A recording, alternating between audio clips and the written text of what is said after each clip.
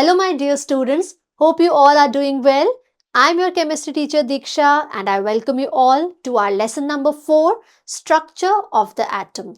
And students, today we are here to discuss some of the exercises questions related to this lesson, and also we'll do some extra questions so that you have a good grasp of all the concepts related to this one. So let's begin, students.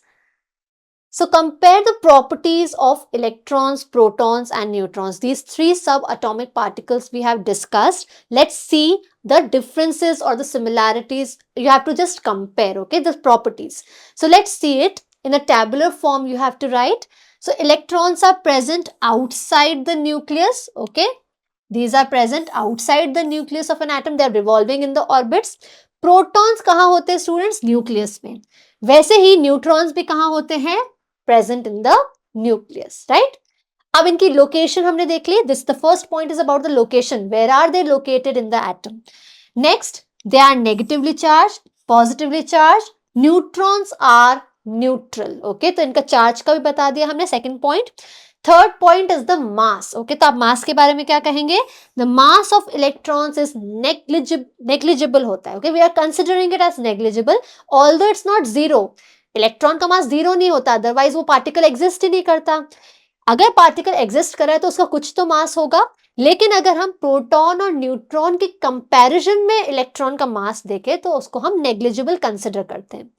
Mass of a proton is approximately 2000 times, 2000 गुना ज्यादा electron से होता है, और neutron का मास approximately proton के मास के equal ही होता है. ठीक है, तो ये 3 पॉइंट्स है.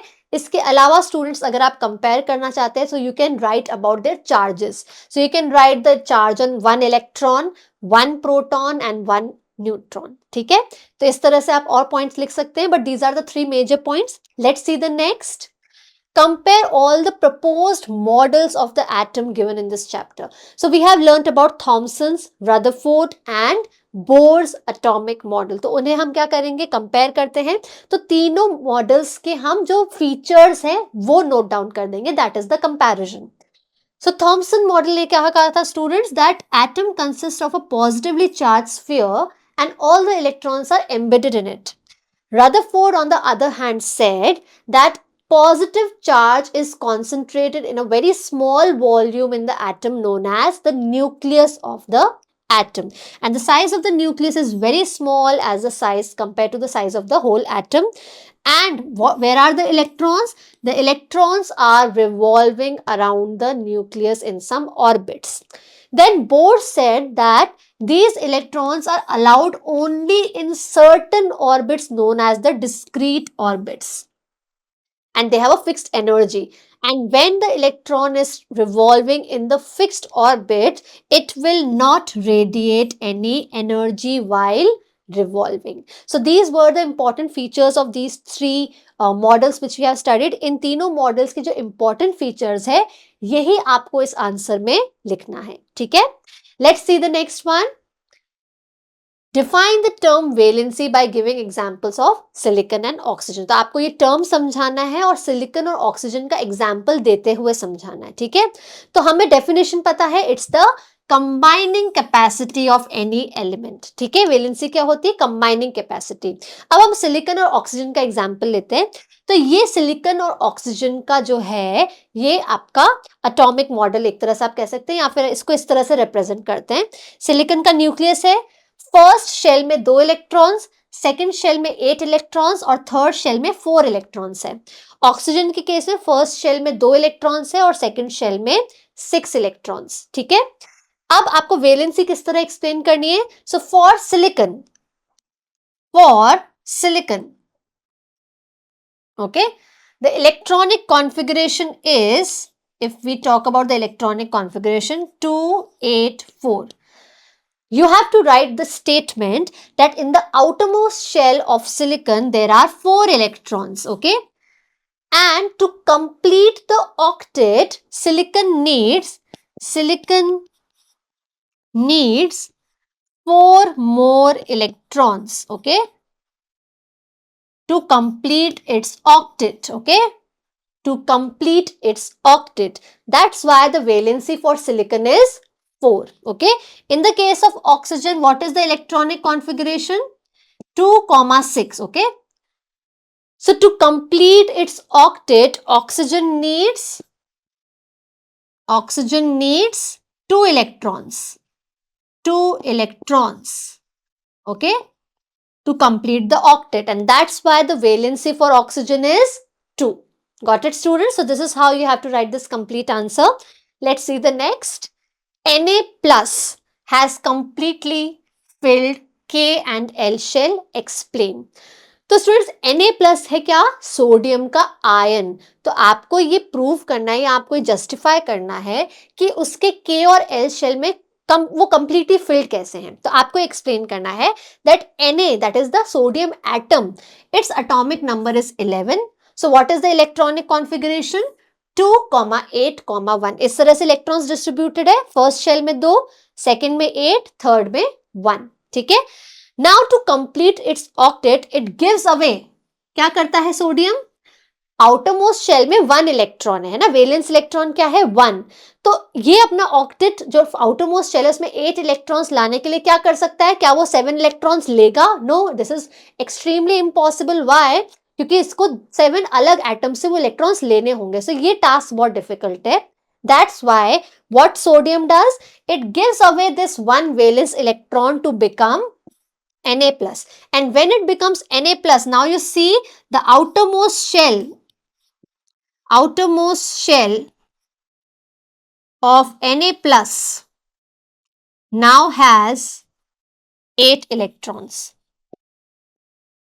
and both the shells, now the K and the L shell of Na plus is completely filled. Got it, students?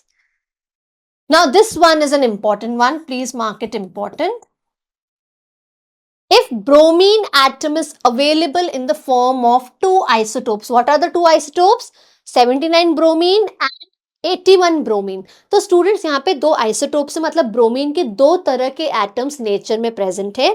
एक एटम ब्रोमीन का है जिसका मास नंबर है 79, दूसरा ब्रोमीन का एटम है उसका मास है 81. ठीक है. अब 79 मास वाला जो ब्रोमीन एटम है उसकी जो अबंडेंस है वो क्या है? 49.7, और 81 ब्रोमीन एटम है उसकी अबंडेंस है 50.3%. ओके. आप देख सकते हैं दोनों तरह के ब्रोमीन्स ऑलमोस्ट इक्वली प्रेजेंट है नेचर में, है ना. ये भी अबाउट 50% है, ये थोड़ा 50% से ज्यादा है, ये थोड़ा 50% से कम है ना. इसका 79 है, इसका 81 है. तो आप थोड़ा सा अंदाजा लगा सकते हैं स्टूडेंट्स, क्योंकि हम आइसोटोप से जब एटॉमिक मास निकालते हैं किसी भी एटम का तो हम क्या करते हैं? एवरेज लेते हैं और उनका अबंडेंस भी लेते हैं. तो अगर अबंडेंस ऑलमोस्ट सेम है, 79 वाला ब्रोमीन एंड 81 वाला ब्रोमीन, दोनों की अबंडेंस क्या है? ऑलमोस्ट सेम है. तो इसका मतलब जब आप एवरेज लेंगे ना स्टूडेंट्स, तो 79 और 81 के बीच में कहीं ब्रोमीन का एटॉमिक मास आएगा. तो बीच में क्या हुआ? 80. तो इसका मतलब आंसर अराउंड 80 यू होना चाहिए. इस क्वेश्चन को देखकर ही आपको समझ जाना चाहिए. ठीक है. पर आपको इसे कैलकुलेट करना है. ठीक है. Calculate the average atomic mass of bromine atom. ठीक है. So how will you calculate? हम कैलकुलेशन जानते हैं. एवरेज एटॉमिक मास कैसे कैलकुलेट करते हैं? The mass number, that is 79 multiplied by the percentage, 81 multiplied by its percentage, उसका जो मास नंबर था multiplied by it's percentage abundance divided by 100. ऐसे किया था. हम जब इसे ऐड करेंगे और कैलकुलेट करेंगे तो आप देख सकते हैं finally the relative atomic mass or the average atomic mass for bromine comes out to be 80U. 79 और 81 के बीच में आया है. ऐसा क्यों आया है? क्योंकि 79 और 81 का जो परसेंटेज अबंडेंस है वो ऑलमोस्ट सेम है, 50-50% ही प्रेजेंट है नेचर में, है ना. तो जब हम एवरेज करेंगे तो उसमें बीच में ही आएगा. Got it? Let's see the next. If Z equal to 3, what would be the valency of the element? तो Z3 है स्टूडेंट. Z क्या है? Atomic number. एटॉमिक नंबर 3 है. तो उसकी वैलेंसी, जब भी आपको वैलेंसी कैलकुलेट करनी स्टूडेंट्स, हमेशा इलेक्ट्रॉनिक कॉन्फ़िगरेशन देखना है, फिर ये देखना है कि आउटरमोस्ट शेल में कितने इलेक्ट्रॉन्स है, उससे हमें वैलेंसी पता चलती है. ठीक है. So Z equal to 3 means number of protons 3 है, नंबर ऑफ इलेक्ट्रॉन्स भी 3 है। तो वो 3 इलेक्ट्रॉन्स कैसे डिस्ट्रीब्यूटेड है स्टूडेंट्स, 2,1, मतलब K शेल में 2 है और L शेल में 1 इलेक्ट्रॉन है। अब वैलेंसी क्या होती है स्टूडेंट्स, आउटर मोस्ट शेल में आपका outermost shell completely filled होना चाहिए। So for this element the last shell is having 1 electron. Second shell should have 8 electrons. For that, this element, would it take 7 electrons, 7 more electrons? No, this is practically not possible. So what it will do, it will remove this 1 valence electron. Now the K shell becomes the outermost shell and it is completely filled. तो इसकी valency क्या होगी students, 1, right? अब आपसे पूछ रहे हैं name the element, तो जो एलिमेंट जिसका एटॉमिक नंबर 3 है ये आपको पता होना चाहिए। So for the elements from 1 to 20, the atomic number 1 to 20, please learn that. Okay, आपको लर्न करना है एटॉमिक नंबर 1 से लेकर 20 तक कौन से एलिमेंट से। तो 3 एटॉमिक नंबर किसका है स्टूडेंट्स, लिथियम का है, ठीक है, right? Now let's move on. Composition of the nuclei of two atomic species X and Y is given. तो आपको एक एटम दिया है X, एक एटम दिया है Y, उनके आपको प्रोटॉन्स और न्यूट्रॉन्स का नंबर दिया है। X के नंबर ऑफ प्रोटॉन्स है 6, न्यूट्रॉन्स भी है 6। Y के जो प्रोटॉन्स है वो है 6 और न्यूट्रॉन्स है 8।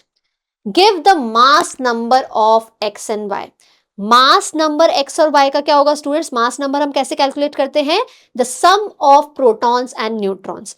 तो यहां हम ऐड करेंगे 6 + 6, एक्स का मास नंबर क्या है 12, यहां पे 6 + 8, वाई का मास नंबर क्या हो गया 14। Okay, what is the relation between these two species, अब ये ध्यान रखना है।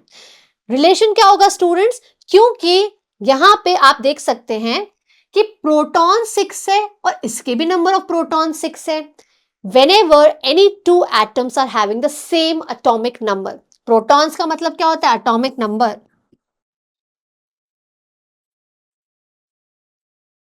तो जब किसी दो एटम्स का एटॉमिक नंबर सेम है मतलब वो एक ही एलिमेंट है। X and Y are the two atoms of the same element having same atomic number but different mass numbers. X का mass number है 12, Y का mass number है 14. So what are they? They are isotopes. Got it? So mass number हमने calculate कर लिया, X का 12, Y का 14, right? तो अब आप देख सकते हो since the two species have the same atomic number but different mass number, so they are isotopes. So that's a very good question. Mark it. You should know these things, little things, right? Let's move on now, students. Which one of the following is a correct electronic configuration of sodium? अब आपको यहाँ पे sodium का electronic configuration, मतलब आपको atomic number तो याद होना चाहिए। इलेक्ट्रॉनिक कॉन्फ़िगरेशन कैसे कैलकुलेट करेंगे if you don't know the atomic number? So for sodium it is 11. We have done it so many times that you must have remembered it now. तो 11 कैसे हम करेंगे, KLM कैसे करते हैं इसका डिस्ट्रीब्यूशन, K शेल में 2 फुली फिल्ड, L शेल में 8, so यहाँ पे 8 + 2 टोटल इलेक्ट्रॉन्स कितने हो गए 10। सोडियम के पास 11 है तो वो 1 इलेक्ट्रॉन कहाँ जाएगा, थर्ड शेल में। So your answer is 2, 8, 1, right? Let's see the next, complete the following table. अच्छा, ये टेबल हमें कंप्लीट करनी है स्टूडेंट्स, ये बहुत इंटरेस्टिंग है, please mark it important also. यहाँ पे आपको हर तरह का क्वेश्चन कैसे बन सकता है वो पता चल जाएगा। एटॉमिक नंबर 9 है, नंबर ऑफ न्यूट्रॉन्स 10 है और बाकी आपको पूरी टेबल फिल करनी है, ठीक है? सो एटॉमिक नंबर 9 है, इसका मतलब क्या हुआ, नंबर ऑफ प्रोटॉन्स 9 है, तो हम यहाँ पे प्रोटॉन्स भी लिख देते हैं, ठीक है? प्रोटॉन्स 9 है, न्यूट्रॉन्स 10 है, तो मास नंबर क्या होता है, number of protons plus number of neutrons, that will be equal to 19, right? अब नंबर ऑफ प्रोटॉन्स हमें पता चल गया एटॉमिक नंबर के इक्वल ही होता है नंबर ऑफ प्रोटॉन्स, तो यहां पे भी हम 9 लिखेंगे। नंबर ऑफ इलेक्ट्रॉन्स, प्रोटॉन्स जितने होते हैं उतने ही इलेक्ट्रॉन्स होते हैं, तो इलेक्ट्रॉन्स भी हमारे पास 9 आ गए हैं। Now this last column you will fill it on your own, ठीक है? That's an assignment for you. Why? Because अब आपको पता चल गया कि एटॉमिक नंबर 9 है तो वो कौन सा एलिमेंट है। So you need to learn this elements. I am keeping it with you, I want you to do it, ये आपका असाइनमेंट है, ठीक है। तो आप देखेंगे कि atomic number 9 corresponds to which element, got it. Let's see the next, number of protons 16, mass number 32 है, आपको नंबर ऑफ न्यूट्रॉन्स कैलकुलेट करना है। अच्छा, एटॉमिक नंबर 16 है, मतलब नंबर ऑफ इलेक्ट्रॉन्स और प्रोटॉन्स भी 16 ही है, तो ये हम फिल कर देते हैं। जब एटॉमिक नंबर 16 है तो वो एलिमेंट कौन सा है, सल्फर है, ठीक है। अब निकालने हैं नंबर ऑफ न्यूट्रॉन्स। तो स्टूडेंट्स, हमें मास नंबर पता है 32, हमें पता है नंबर ऑफ प्रोटॉन्स कितने हैं, तो mass number minus the atomic number will give you the number of neutrons. So 32 minus 16 will be equal to 16. Right? Let's see the next. Atomic number, protons हमें नहीं पता, mass number पता है और number of protons पता है. So we know students, number of protons ही क्या होता है, atomic number, ठीक है। और नंबर ऑफ प्रोटॉन्स किसके इक्वल होता है, नंबर ऑफ इलेक्ट्रॉन्स, जितने प्रोटॉन्स है उतने इलेक्ट्रॉन्स, वो तो आप इक्वल कर लीजिए, और उतना ही होता है एटॉमिक नंबर। अब हमें कैलकुलेट करना है नंबर ऑफ न्यूट्रॉन्स। तो न्यूट्रॉन्स कैसे कैलकुलेट करते हैं, प्रोटॉन्स आपके पास है, पूरा मास नंबर है, तो मास नंबर में से हम प्रोटॉन्स को माइनस कर देंगे, तो आपके पास आ जाएंगे number of neutrons. So 24 minus 12 is equal to 12, got it.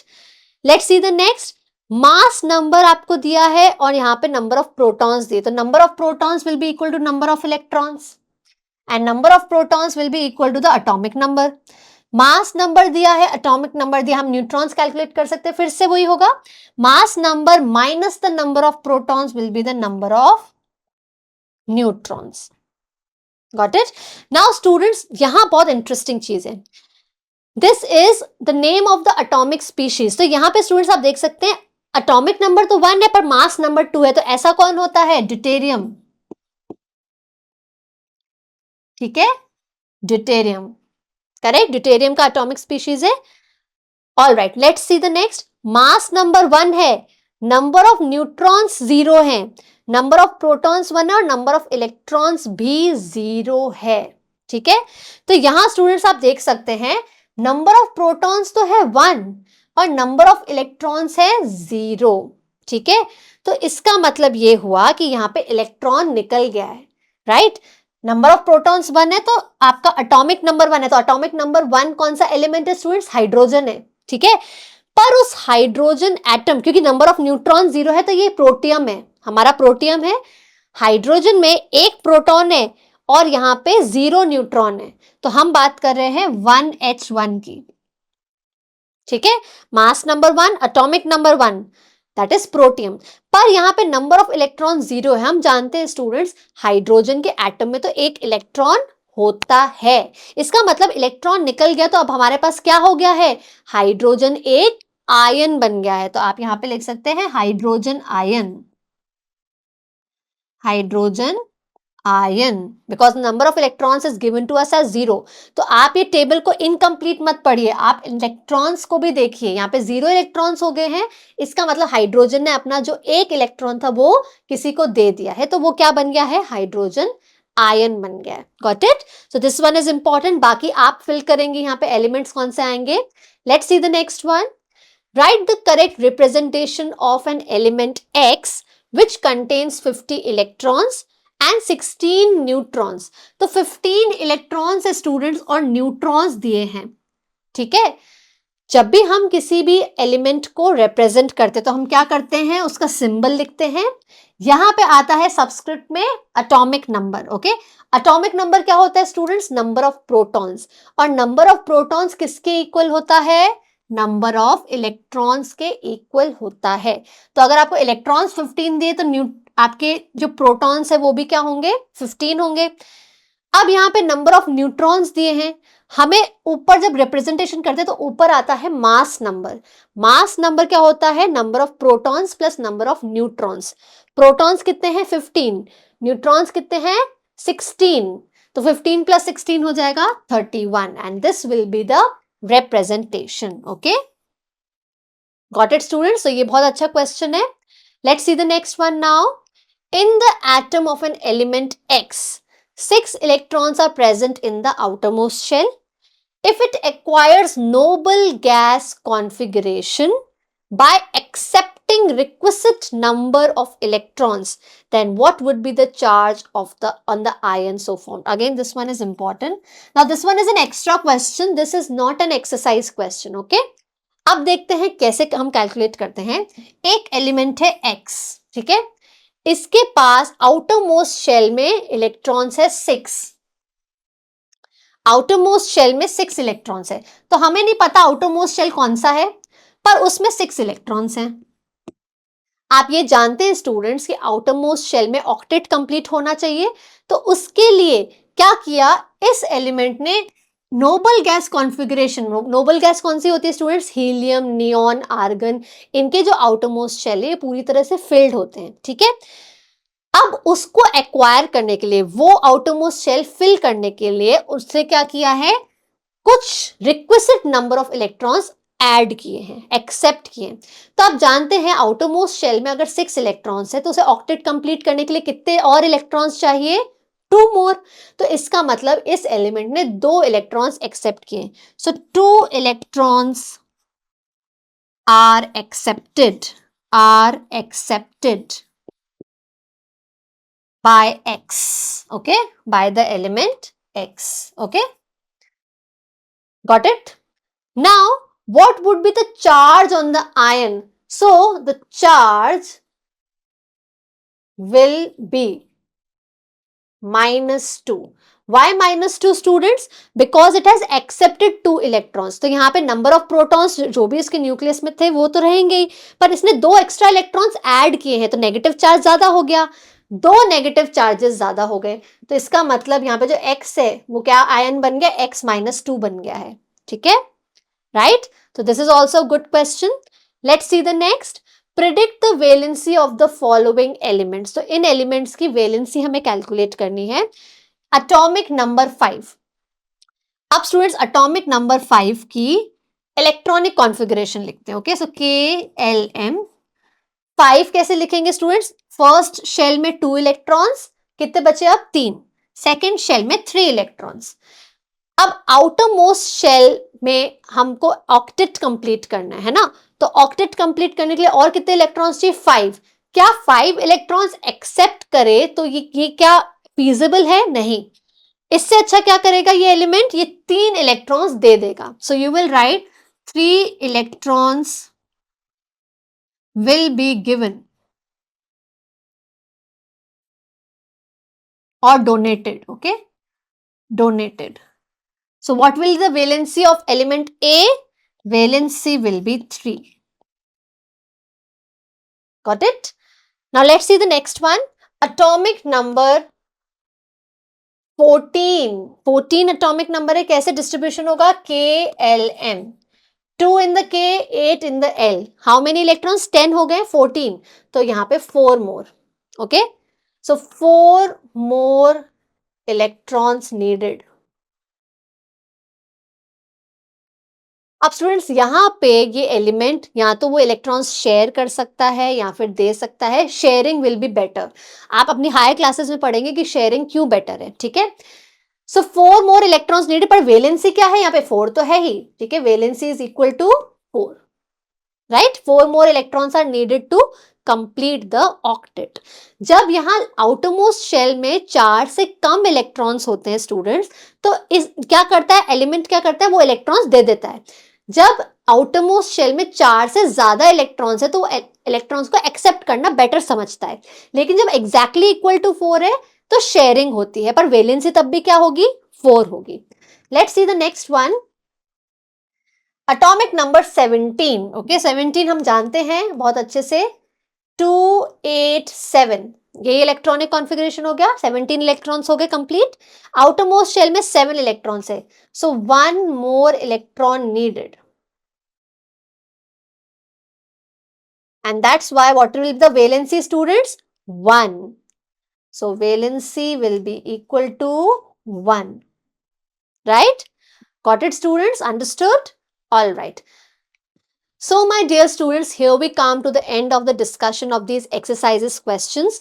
Hopefully students, now you know how to attempt such kind of questions. This whole chapter is very important from the point of view of chemistry. This is the basis of chemistry, students. If you understand this, then you will be able to understand the higher concepts related to chemistry, right? So thank you so much for watching. Please keep practicing more and more, keep revising. Thank you so much. Take care.